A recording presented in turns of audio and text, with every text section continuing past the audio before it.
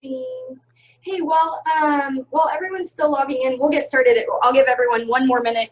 Um, would you guys mind today in the chat typing what area you teach in for me?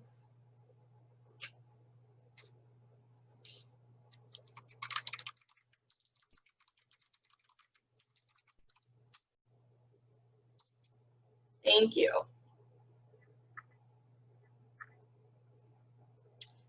Can everyone see my screen okay? Yeah.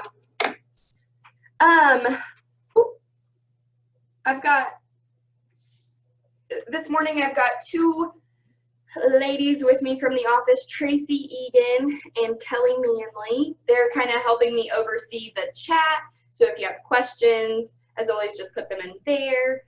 But also just to stop me if I get to going too fast or if I'm running out of time, because I don't want this to be super long. There is a lot of content to squeeze in today.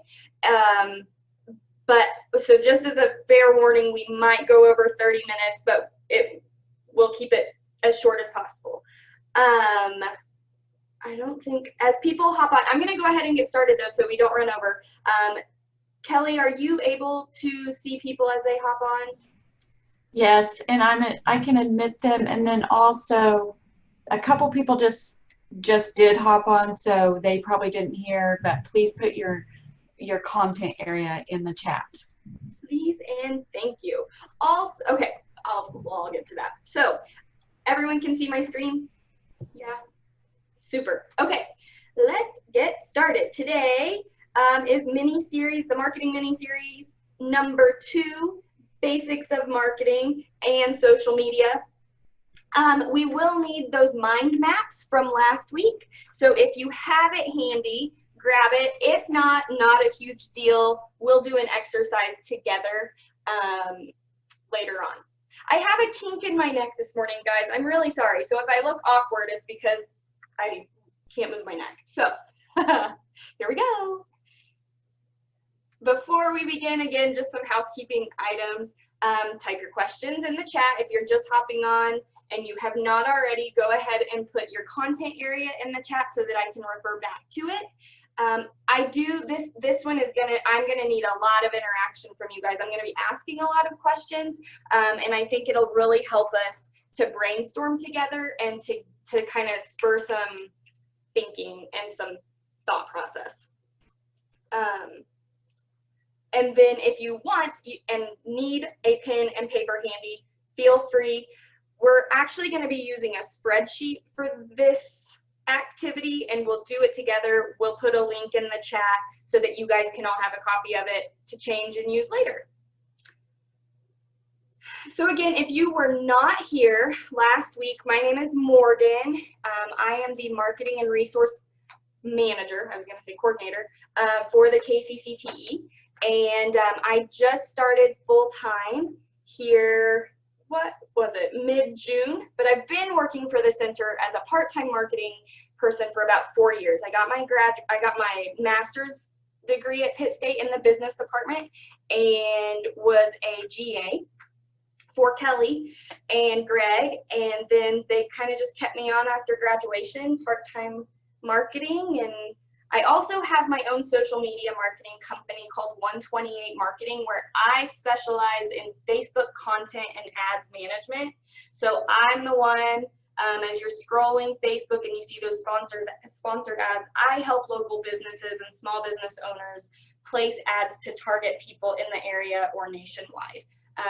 I love it. I love all things marketing, and I love sharing it with people. So I'm really excited to help you guys as you're trying to market your CTE programs. It's really exciting for me, and to be able to kind of take everything that I've learned and studied and done on my own and then bring it back and really hone in on how to reach more Kansas CTE teachers and then even maybe nationwide. So here we go. Just a little recap from last week. If you can kind of see it, the screen's small. I'm not going to stop sharing my screen for this, but we did a mind map last week where we put our content area in the middle, and then we just started throwing ideas out of all the things that we can talk about, because the purpose of a mind map, while some of us have used it maybe in our classrooms or in other areas, I was using the mind map to answer the question, what do we even talk about? And I hope that this was helpful for you to use it in this way, just to throw all the different things that you do in your classroom, in your organizations, in your department, whatever you do. Because if we can't tell people about it, then there's really no point, right? Which then, oh, I'm going to go on to the next screen since I already led into that. But one of the quotes I found this week really tied in perfectly. And it literally says, if you can't sell anything if you can't tell anything. So the whole point of marketing is to tell people what we have, right? And if we don't feel comfortable, or we don't know how or who or why we're telling our story, then there's really no point in even trying, because it's just going to be a waste of time. This week, again, we're covering the basics. Next week, we're going to dive deeper into digital marketing, specifically social media marketing using Facebook and Instagram, or one of the other. You don't have to use both. You don't have to use either. So I'm throwing in email in there as well. And we'll kind of break down what you put in those, why you use certain things over different ones. And then at the very end, the last week, we will be using some really fun programs that I use for my business and that I've incorporated into the KCCTE that I think have been super helpful in helping me create fun stuff to look at, but then also it's just more appealing, and they're very, very user friendly. So the learning curve is very low. Okay. So again, you can't sell anything if you can't tell anything. So just keep that in mind today as we're moving forward. So, any questions before we begin? Okay, here we go. What is marketing? If you want, go ahead. I don't know where everyone's at. If it's loud in your house, you don't have to unmute, but I would love to have some interaction today. So if you want to unmute and have like basic conversation, we can do that as well. So does anyone have an idea of what marketing is?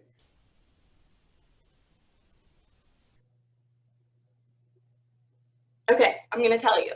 So the whole reason for marketing is to have an exchange. The whole point is to have an exchange of a product or a service with money or with time, right? So it doesn't matter if it's a product or a service, or if they're giving you in return money or their time. For us, we're teachers, so we're offering a class or an organization, and they're giving us their time, right? Maybe sometimes a little bit of money for dues, but typically it's a service that we're offering, or a mandatory service that we're offering as education, and they're giving us their time. But the whole point of the exchange is to create value for the end user. So how are we creating value for our students? And that's what story we're telling. Everything that we use here in the mind map, how are we creating value? By me offering FBLA, or yeah, this is high school. By me offering FBLA as an organization, how are my students going to take away value? Right? So that's the whole point. By me offering Intro to Business, what value is that student going to take away at the end of the year or the end of the semester? They're going to learn more about business or marketing or finance or management. So it's just sparking an interest, right? The value is to hopefully get the student more interested in the field of business so that they can move forward. So again, marketing, an exchange of a good or service for something in return. In your schools, in your classes, in your organizations, what type of marketing are you doing now? This is where I would like some answers for feedback. I do word of mouth. So I work with the other teachers to kind of figure out who might be a good fit for the marketing classes. And then I reach out to them with letters. If I can talk to them in person, I do that. Okay, so letters and word of mouth. Okay, what else?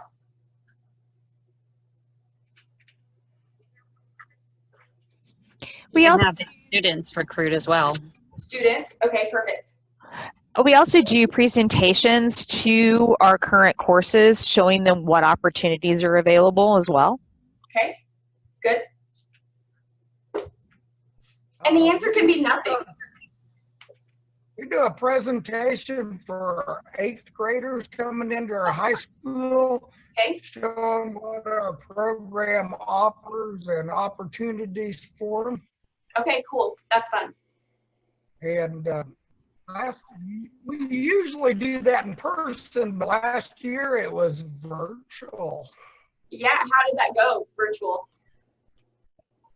Well, if we get to have kids back in the classes, we're going to have a full class in automotive one. Awesome. So I guess pretty good. They're excited about learning about cars, trucks, and hot rods and whatnot. That'll be fun. Awesome, I'm glad. Someone over here, Cassie, you typed that there's a CTE showcase night. Oh, that's fun. Where students show their projects and promote classes to other high school students. Fun. Okay. Is that, Cassie, is that what you said? Did you say that and I wrote it down? Or did you just, okay. Cool. We do, at the KCCTE, we do a lot of swag items. Wow. So, Oh, guys, look, I brought stuff. I was actually prepared this morning. so yeah, I'm not sure how effective they are, but we do a lot of conferences and we have tables. So we have mugs and things like Morgan is showing you. So, yeah, again, we don't know if it works. No, there's obviously conferences are one of those things that we do a lot. But this, I think maybe you guys, everyone should have one of these because we sent them out to you. These are magnets. I know I've walked into some of y'all's classrooms and you have our Christmas card up. So really, I wish I would have done that as a high school teacher, but we send out the yearly Christmas card. And I've thought since then, I mean, I know I've been in Cassie's room, for instance, and she has that up, you know, and she tells her students, these are my people, you know. And so, you know, when another teacher walks into Cassie's room, they hopefully might ask her, hey, what's the KCCTE? So I'm thinking in you guys' terms, back when I was a high school teacher, why didn't I do a Christmas picture of my students and send it out to the community or something like that? I don't know. Yeah, I like that. We also recognize our business and professional folks, whether they're on our advisory board at our board meetings, so that they get that publicity. Okay, cool. And how do you promote that? We give each of our businesses a plaque for participating in our work-based learning, and then each year they're able to add the year that they participated, and they're able to put it up in their business. And so when our kids are at their work-based learning opportunities, we take pictures, add them with the person, and we put it on our social media site. Okay, so you have social media too. Cool, awesome. CTE teachers. We've had several news articles written in our local newspaper about our program. Good. Morgan, did you see the comment? Marla said that they create a flyer for their counselors. That's an excellent tool, I would guess, Marla, right? Does that, then the counselor takes them to the grade school or just all kids when they're enrolling?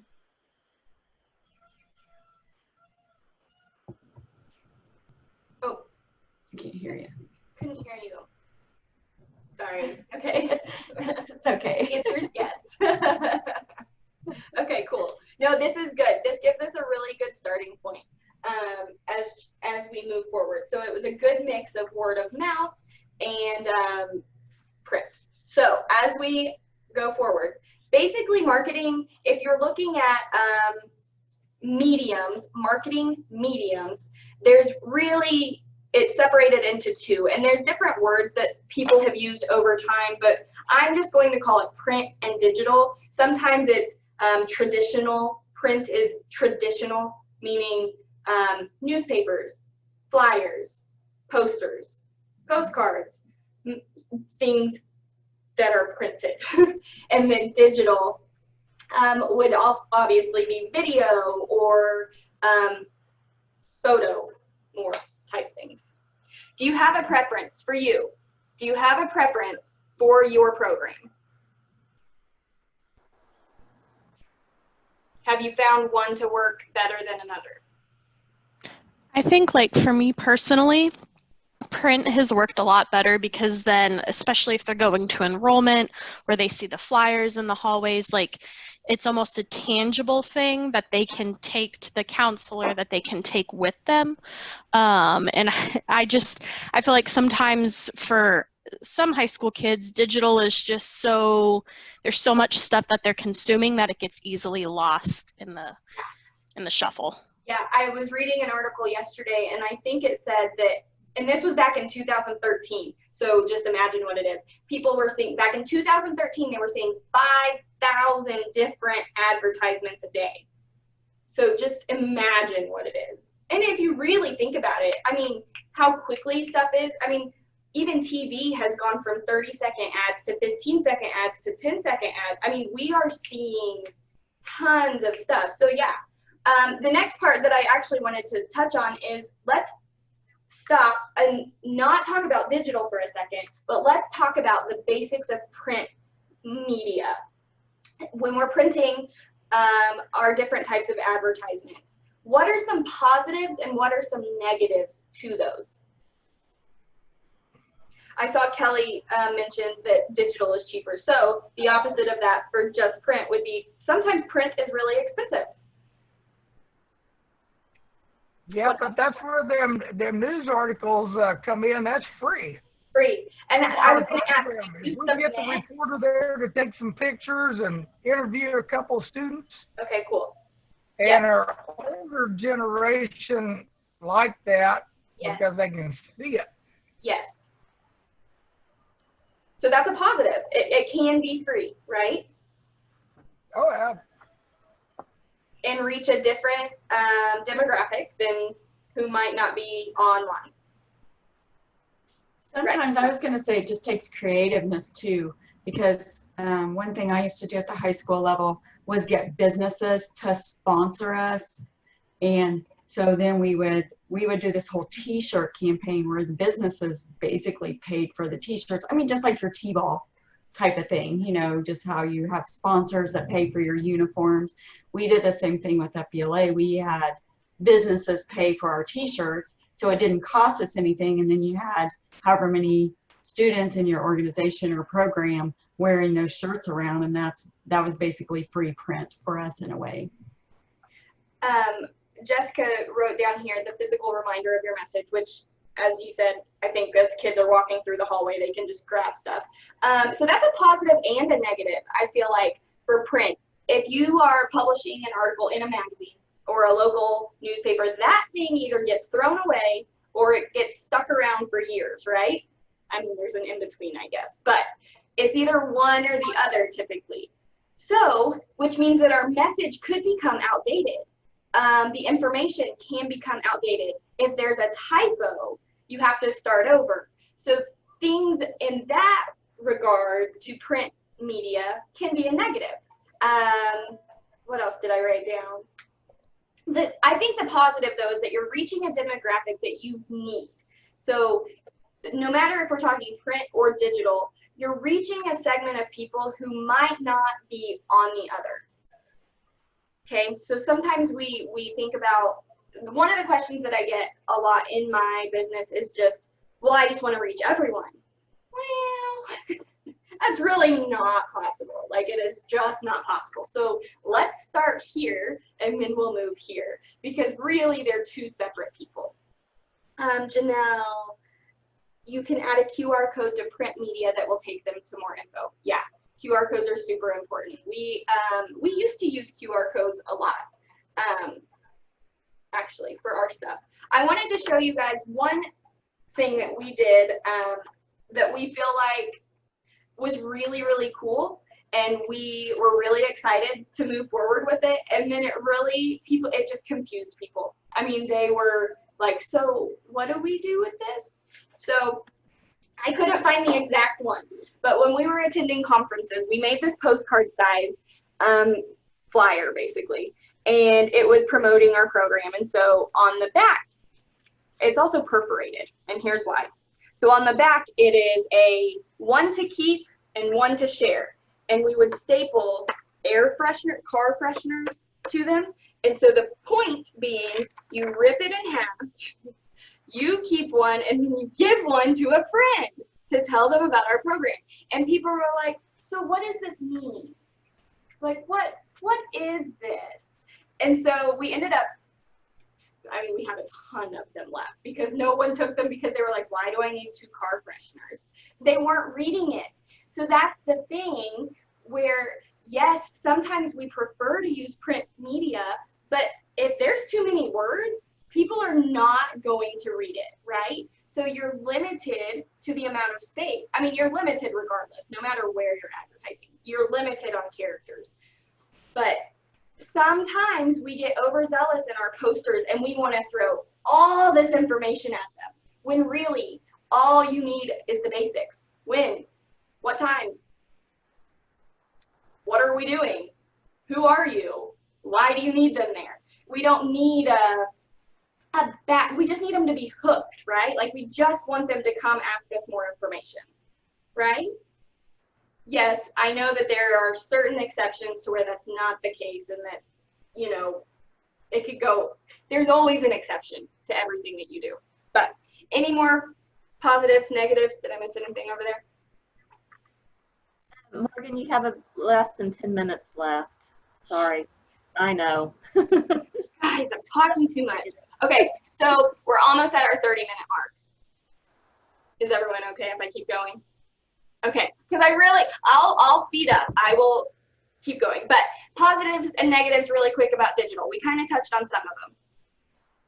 It's easy to share. Easy to share. Sometimes it's cheaper. Sometimes it's more expensive, especially if you're placing Facebook ads and you don't know what you're doing. You're going to waste a lot of money.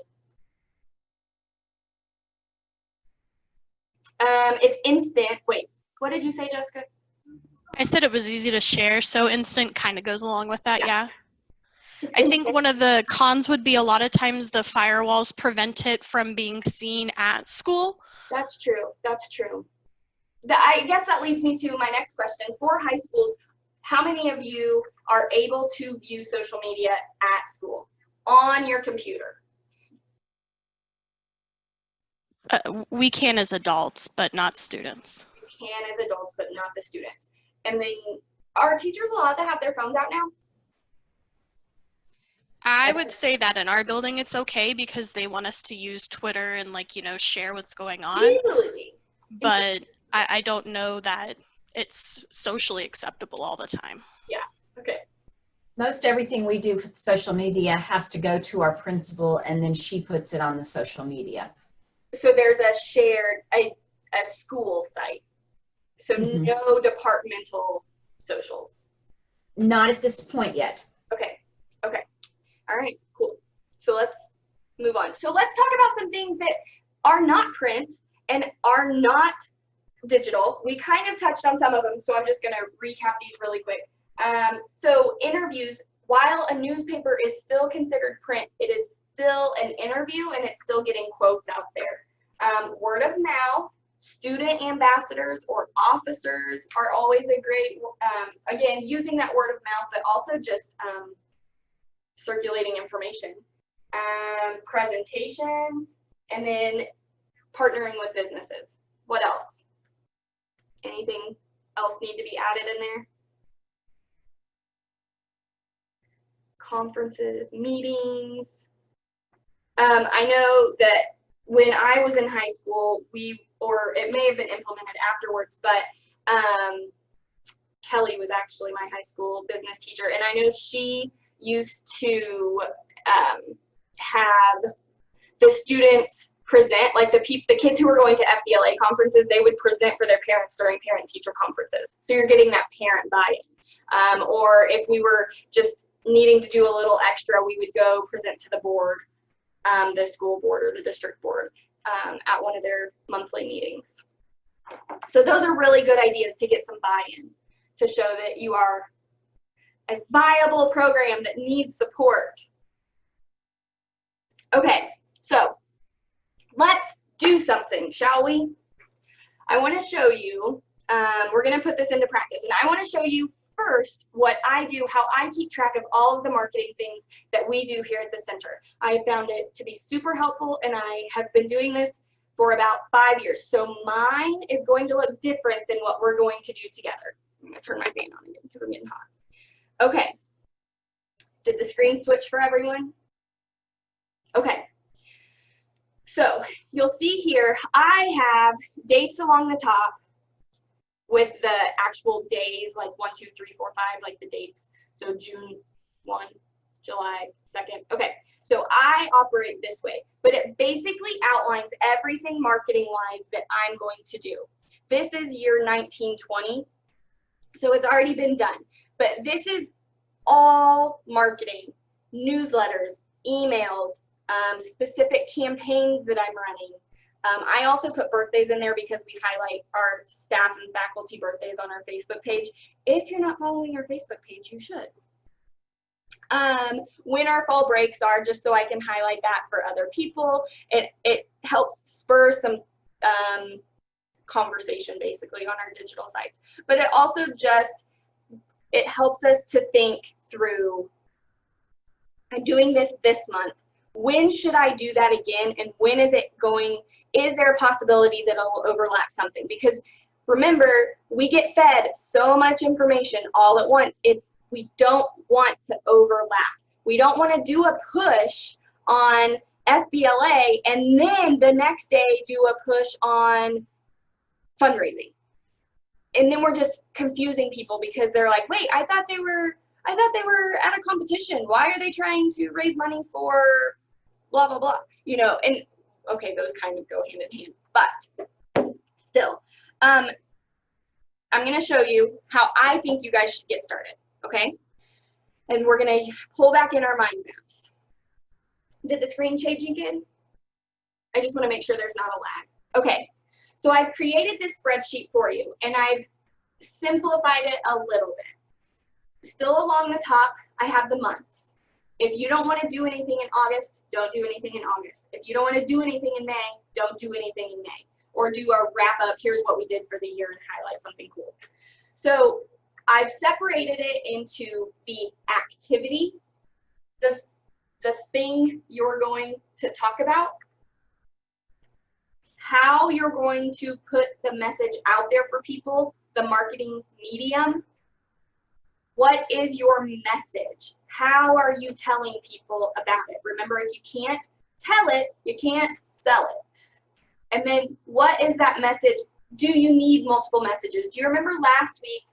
If you were here last week, we talked about when you were creating your mind map to remember that you're not duplicating. You don't have to come up with 17 different ways to talk about FBLA competitions. You guys see that? You can talk about competitions and just tweak the wording to hit a student, and then tweak it again to hit a parent, and then tweak it again to talk to administration. You don't have to recreate the wheel. Okay, sorry, I got a question. Cassie, how do you pick what students to use? Maybe, a CTE spotlight wall. Yeah, that is a good idea. Like a bulletin board in the school? Is that what you mean? Or in your classroom? Jessica posted something about that, and sorry. I was just writing back to her. Missed that one, sorry. Yeah, I like this. When I was a PBL officer in college, we had like a big wall that we would highlight all of our stuff that we did. And every organization had like a wall. Okay, so anyway, the message, the value. Remember, our message is how we're creating value, because again, going back to the quote, if you can't tell it, you can't sell it. So why are we there? What are we creating value? And that's the message that we put out. I'm not just saying, hey, join FBLA because we have conferences and competitions. That doesn't mean anything to anybody other than, do we get to miss school? Like that might be a leading question, but why should they, if you keep going and keep going down the rabbit trail, FBLA, competitions, what's the next step? What are they gaining by doing a job interview contest, a public speaking contest, an impromptu contest, an accounting test? What are they gaining from doing those things? And I know that I'm using business as an example. So what I want to do now is take maybe one of you guys, if you guys want to kind of brainstorm with me, I was thinking maybe we could use one of your mind maps and choose a content area. You guys want to do that? Anyone want to volunteer? We could do one together. Everyone's so excited about it. Thank you. Okay. No? Does really no one want to? We can do mine. Okay. I don't have a camera. I'm upstairs in the office, but I have my mind map with me. Perfect. Let's do it. Okay, can you guys still see my screen okay? Mm-hmm. Okay. All right, Jessica, what is one thing on your mind map that maybe you need some help with? Like, is there anything you're stuck on? I have this thing and I need to put it out there. I think we get caught up a lot like in the awareness months. So we have February for CTE month, and then November is also DECA month. And we always have like great ideas of doing things, and then February also happens to be the month where both BPA and DECA are prepping for state competition. We're doing enrollment, and it just gets put to the wayside. Okay. Okay. Yeah, so that's good. What was the other thing in February? CTE month and DECA month in November. Okay. All right. Oh, I got those on the wrong one. So I said this earlier, guys, but we're gonna put a link in the chat of this Excel spreadsheet. It's just through Google Sheets. And then that way you can copy it and take it for your own personal use, okay? So actually, Morgan, I can't get it to, I've been trying to get it in there. I can't get it in there, so we'll just email it to them afterwards. I'll just put it in the link after or I'll put it in the email. Link in the email. Okay, so our activity is CTE month. How would you, Jessica, normally push out CTE month? We've done announcements. They read announcements at the end of the day and they send them out digitally. So we would come up with short statistics to kind of tell the kids about CTE because they don't even sometimes know what it stands for. Yeah. Yeah. No, that's a good point. What else? One of the things that we do want to do is really kind of teach the other teachers what CTE is, because again, they also don't necessarily know what it is. They know that lots of kids take our classes, and the business one is a graduation requirement, but they don't necessarily understand how pathways work and things like that. How do you normally do that? How do you teach the teachers? Most of the time it's been one-on-one conversations, but we're trying to make a play for some time at a staff meeting or at a PD day, just so we can kind of break it down and really show them examples instead of just passing conversations. So then would it be helpful, you think, to have like a one-sheeter, like a flyer to go along with that? Yeah, totally. That's a good idea. Okay, what else? I think, and Kim, if you are listening, you can also chime in on this. Kim, Brad, and I are all at the same building. Oh, cool. So I think that we also want to be able to communicate with the parents and our stakeholders as well in the community. And how do you normally do that? Or how would you want to do that? We haven't done it very much. We do have a high school and a district Facebook page and a Twitter profile. One of the things that we're looking for this year, part of the Perkins grant, is how do we, market our programs to our diverse populations. And so we're looking at coming up with the CTE logo, really kind of hitting the CTE hashtag, putting out some sort of wall, ceiling, some sort of decoration to identify our classrooms as a CTE room, the CTE spotlight wall. So just trying to really kind of make us more visible and then provide that, what is CTE, how does it look, how can we help you side of things. Yeah, I like it. So then let's talk about, you touched on the message, but we've got two separate people, and really community, that message can be tweaked, you know, tenfold. So let's start with a message to our students. How would we, what do you want to say to the student? I think one of the things that we really truly focus on is getting our students into, you know, in-demand careers out of high school. So the opportunity to have a well-paying job without going a traditional 4-year path of higher education. Okay. Yeah, I mean, especially in today's day and age, it's just kind of like, well, you go to college. Yeah, exactly. Yeah. Do you think a message for students that would add value would be to belong? Like, do you want to get, I don't know, I'm just brainstorming, I'm just trying to think. No, I like that idea. You know, like, I don't know, I think a lot of kids, when they get into high school, they're looking to belong to something, and some of them aren't athletes, and some of them aren't musically inclined, but maybe this is where they belong. I don't know. That's a good idea. I'm just totally brainstorming. Well, and I'm going to piggyback off of that. I think that's one of the things that is part of it. This would be back probably September, October timeframe, would be showing our students how they can belong, going in, putting them into those CTSOs and letting them see across the board that your CTSO can also be your friend base. It can also be that piece of it. And I think it's that connection between those two pieces becomes part of the factor as well. I mean, we have 3 CTSOs in our building. I work with Jessica, and two of them are relatively active. The third is not as active. And so it's figuring out how we can help the students see that community and see the opportunities that are available for them without feeling like, oh gosh, this is another thing I have to put on my list of dues. Yeah. It would also be really nice if, like, as CTE teachers, we could work with our administration and stuff and get some sort of recognition. You know, if you're in sports, you get a letter. If you're an honor student, you get cords at graduation. Like, I buy the DECA students who have competed at state a stole. So could we come up with, if you do these certain things, you get to be like recognized with a certain cords, a stole at graduation? That could be something to kind of further that belonging. Yeah. That's cool. I like it. So then what about the community? How are we going to say they should be in our program?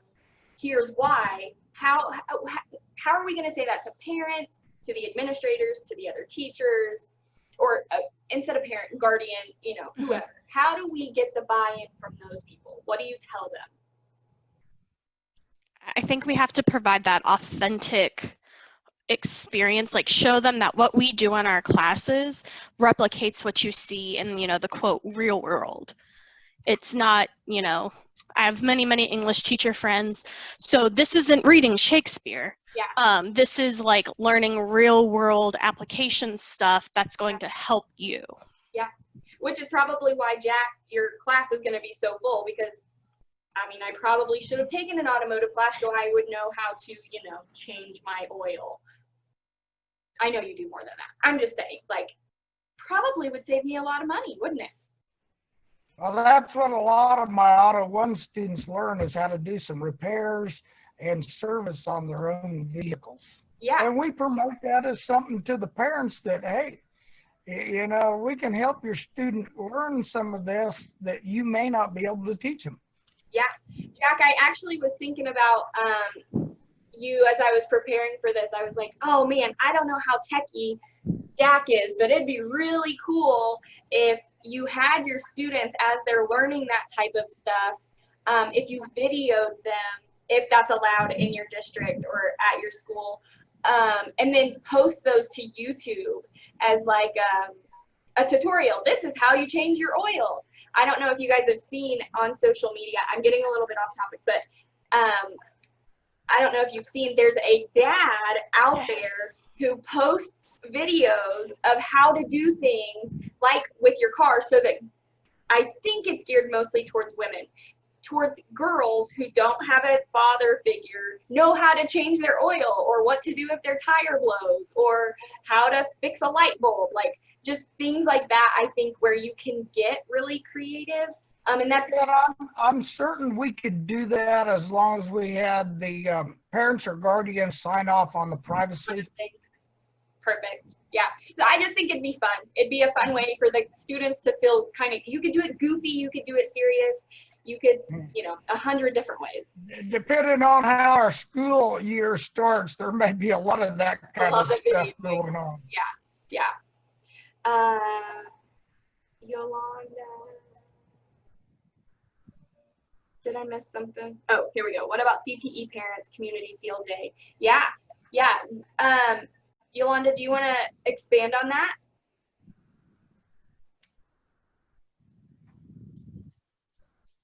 She's saying, what about a CTE parents community field day that is hands-on? So inviting maybe all the CTE departments in the school, or just, I might be able, let me see. I don't have the option to unmute you. I think when you joined, you had to click like join with audio. Okay, we'll come back to it. Yolanda, go ahead and see if you can get that working, and then I'm going to finish up with this for a second. Okay, so what else, guys, on this message? If it's one thing to say, hey, we have a great experience, we're going to teach your kids the real thing, real world experiences in the classroom. What else? What else would make a parent be like, hey, you should really think about that? Scholarships. Scholarship. What else? Earning potential and future job placement.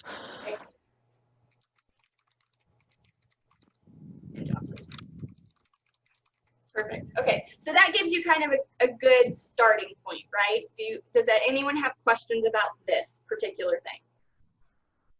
I might throw something in, Morgan, real quick. Yeah. Right now, they're kind of guessing at the medium because we haven't really covered like the next week's. Yes. So I was just going to throw that in as a reminder that.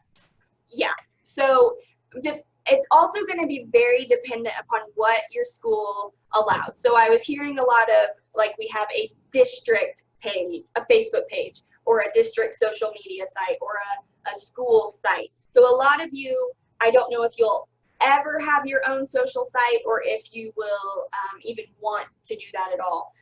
So it kind of changes, you know, the message a little bit. It's probably harder to get seen in something like that, but it's still, and because the person who does see that message is going to feel like, ooh, that was written specifically for me. It doesn't matter if it's not written for Joe. If it's meant for Susie and she sees it, then that's all that matters. So while today, yeah, we are just skimming the basics of how to get that message out, next week we're going to dive deeper into the specifics of Facebook or Instagram and email. So let me ask again, would your school allow you to have your own social page? Cassie, yes. Janelle, yes. Jessica, yes. Marla, yes. Trenton, you don't know. Amy, yes. Chad, yes. Okay, and is that something you want to do or already have? So Trenton, you want to, okay. Chad, it's a work in progress. Okay, cool. Oh, Yolanda did respond back here. She said, I would just say having our students tell all the parents about what they're learning in our rooms and having an evening where parents can come in and do what our students are doing. That's fun. Oh, okay, so facts. the students could help their parents measure. Yeah, that's fun. That's a good idea. Janelle, you have Twitter and Instagram. Okay, can I ask a question about this Twitter thing? What?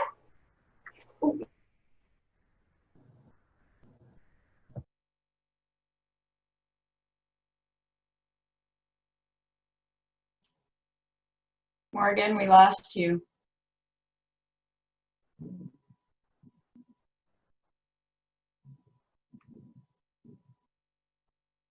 She's at Pitt State too.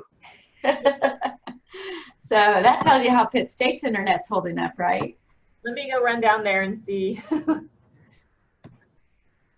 She's saying hold on, so she's aware. Oh, okay. She's about to wrap up, guys, too. Thanks for your patience. She was trying to keep it at 30 to 40 minutes, but I think you're all getting some great ideas bouncing off of each other. Guys, I don't know what happened. My cord like just came unconnected somehow. Sorry. I could hear all of that, so thank you. Morgan, and we do need to wrap up. It's 10:20, Okay. almost.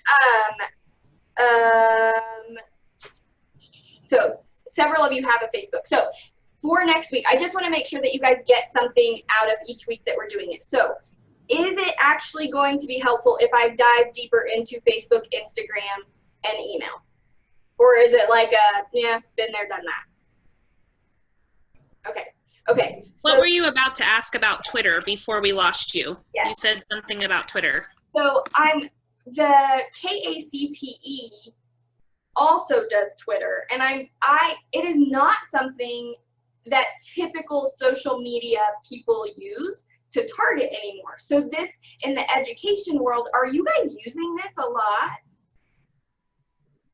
My students use Twitter a lot, and that's why I got a Twitter page, was because they weren't going to follow a Facebook page. But now I would say Instagram's becoming more popular with the high schoolers.